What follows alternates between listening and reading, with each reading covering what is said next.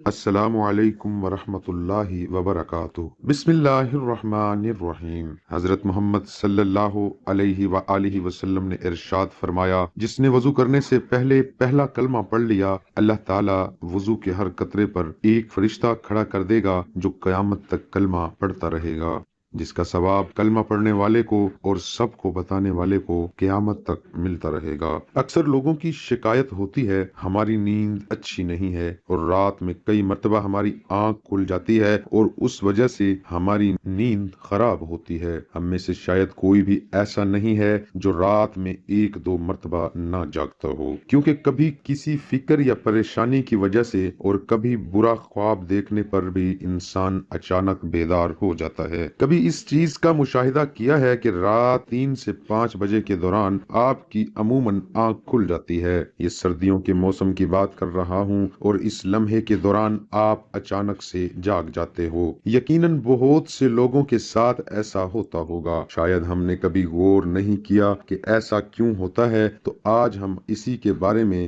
بات کریں گے کہ ایسا کیوں ہوتا ہے۔ کون ہے جو اس وقت آپ کو نیند سے جگاتا ہے؟ کون سی وہ مخصوص گھڑی ہے جس سے آپ رات کے وقت جاگ جاتے ہیں؟ کون اس وقت آپ کو بار بار پکار رہا ہوتا ہے؟ اس کی وجہ اتنی خوبصورت ہے کہ آپ بے اختیار سبحان اللہ کہہ اٹھیں گے۔ آگے بڑھنے سے پہلے آپ سے گزارش ہے کہ ہماری ویڈیو کو لائک اور شیئر کیجیے۔ محترم بھائیوں اور بہنوں، دنیا میں ہر امیر و غریب، نیک و بد، قدرت کے قانون کے تحت دکھوں اور غموں اور پریشانیوں سے کسی نہ کسی شکل میں ضرور واسطہ پڑتا ہے، اور دنیا مصیبتوں اور غموں اور پریشانیوں کا گھر ہے۔ اللہ کے رسول صلی اللہ علیہ وآلہ وسلم کا فرمان بھی ہے تو بعض لوگ اولاد کی نافرمانی کی وجہ سے پریشان ہیں، کچھ لوگ مال و اسباب کے ختم ہو جانے پر غم میں ڈوبے رہتے ہیں، یعنی انسان کسی نہ کسی فکا یا پریشانی کی وجہ سے نیند کی کمی کا شکار ہوتا ہے، اور ان ذہنی پریشانیوں کی وجہ سے رات کو بار بار آنکھ کھلتی رہتی ہے۔ لیکن عموماً ایسا ہوتا ہے کہ رات مخصوص وقت یعنی 3 سے 5 بجے کے دوران ہم اچانک سے جاگ جاتے ہیں، اور گرمیوں کے موسم میں یہ وقت تبدیل ہوتا جاتا ہے، لمحے میں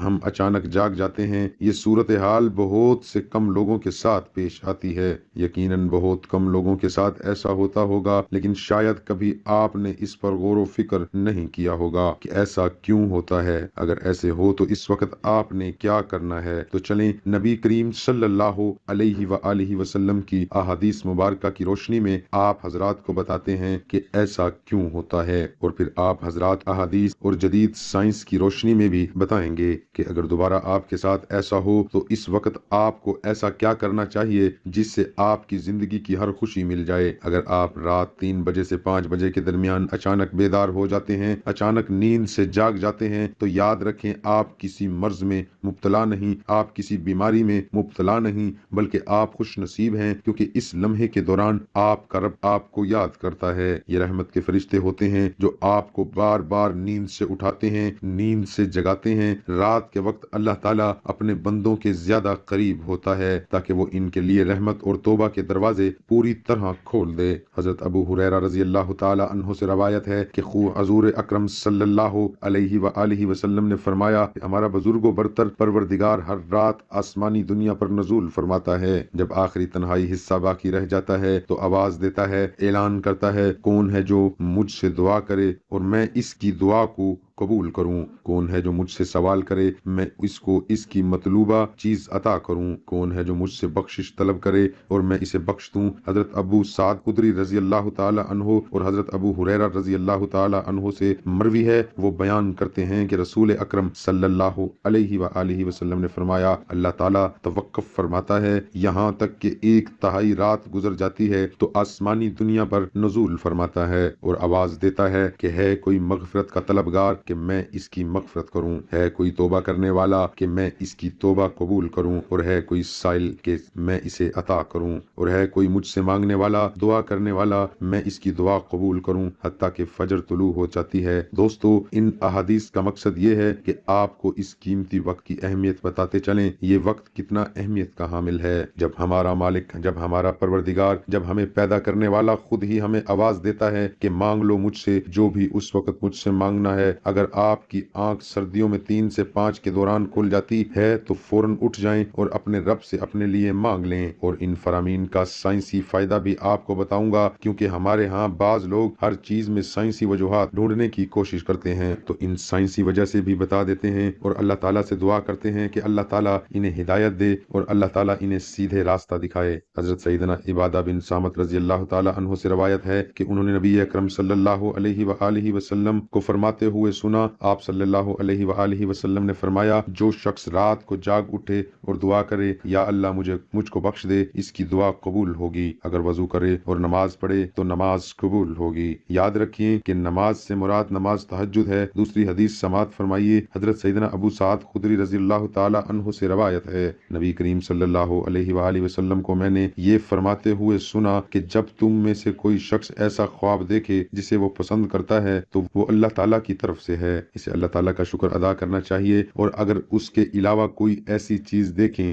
جس سے وہ ناپسند کرتا ہے تو وہ شیطان کی طرف سے ہے، اس کے شر سے پناہ مانگیں، اس کا ذکر کسی سے نہ کریں تو وہ کس کو نقصان نہیں پہنچائے گا۔ اگر دوست برے خواب بیان کر رہے ہوتے ہیں تو تعبیرات پوچھ رہے ہوتے ہیں تو اس بات کو ملحوظ خاطر رکھیں کہ بہتر ہے کہ آپ برے خوابوں کی تعبیر نہ پوچھیں، اور جب بھی رات کو آنکھ کھلے تو نبی کریم صلی اللہ علیہ وآلہ وسلم کے ان فرامین پر، آپ صلی اللہ علیہ وآلہ وسلم کی ان احادیث پر ضرور عمل کریں اور اپنے رب سے اپنے لیے دعا مانگیں۔ دوستو، قرآن مجید کی سورت میں اللہ تعالیٰ نے اپنے مومن بندوں کی یہ صفت بیان فرمائی ہے، وہ رات کے وقت میں تھوڑا عرصہ سویا کرتے تھے اور آخر رات میں مغفرت مانگا کرتے تھے، یعنی گناہوں سے معاف مانگا کرتے تھے۔ دوستو، ہر چیز کے پیدا ہونے کا اور پرورش پانے کا ایک خاص موسم ہوتا ہے۔ ہریالی اور خوبصورتی بہار کے موسم میں دیکھنے کو ملتی ہے۔ اسی طرح چاند کے 29 دن کے سائیکل کے بعد پھر سے نزول لینا شروع کر دینا ہے۔ اسی طرح سردیوں میں رات 3 سے 5 بجے کے درمیان روحانی دنیا کی بہار کا موسم ہوتا ہے، رحمت کے نزول کا وقت ہوتا ہے، اور اللہ تعالیٰ چاہتا ہے کہ بندہ اپنی نیند سے اٹھے اور اپنی خواہشوں کا اظہار کرے۔ اس وقت رب کائنات تمام خزانے بانٹنے کے لیے بےتاب ہوتا ہے، اور سائنسدانوں نے بہت ریسرچ کے بعد، بہت زیادہ تحقیق کے بعد لوگوں کو اس بات سے آگاہ کیا کہ صبح سویرے اٹھنے کے بعد سب سے پہلا کام ایکسرسائز کرنی چاہیے، نماز پڑھنی چاہیے، اور جدید سائنسی بھی یہی کہتی ہے کہ نماز ایک بہترین ایکسرسائز ہے، نماز ایک بہترین مشق ہے،